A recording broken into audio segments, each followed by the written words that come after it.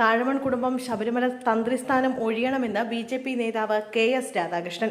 ശബരിമല അയ്യപ്പ ക്ഷേത്രത്തിനും കോടാനുകോടി സ്വാമി ഭക്തർക്കും ഇത്രയേറെ അവമതിപ്പും ദുഃഖവും ഉണ്ടാക്കിയ കുടുംബം ശബരിമലയിൽ ആചാരലംഘനം നടത്തി അശുദ്ധി വരുത്തിയ മനീതി സംഘം പോലും തന്ത്രി കുടുംബം ചെയ്ത അത്ര അശുദ്ധി ശബരിമലയ്ക്ക് ഉണ്ടാക്കിയിട്ടില്ല.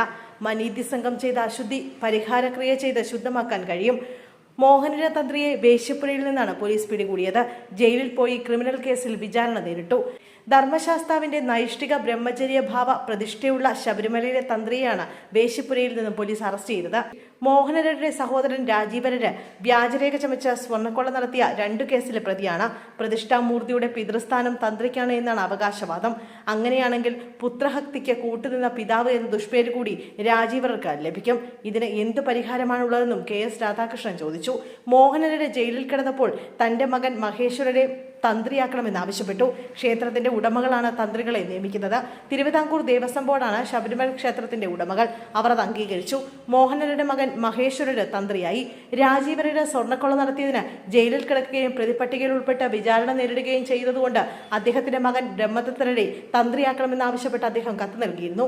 ക്രിമിനൽ കേസിൽ ഉൾപ്പെട്ട വിചാരണ നേരിടുന്നവരുടെ മക്കൾക്ക് വേണ്ടി സംവരണം ചെയ്ത് സൂക്ഷിച്ചിട്ടുള്ള പദവിയാണോ ശബരിമല തന്ത്രിയുടേതെന്നും അദ്ദേഹം ചോദിച്ചു.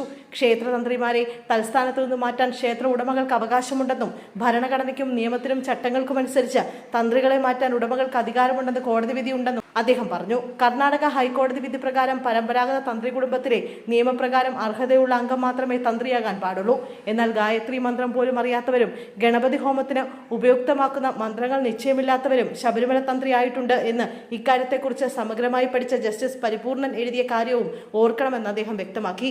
ശബരിമല തന്ത്രിമാർക്ക് തന്ത്രവിദ്യയിൽ വിജ്ഞാനവും പരിശീലനവും ഉണ്ടെന്ന് ഉറപ്പുവരുത്തേണ്ട ബാധ്യത തന്ത്രികളുടെ നിയമന അധികാരിയായ ദേവസ്വം ബോർഡിനുണ്ട്.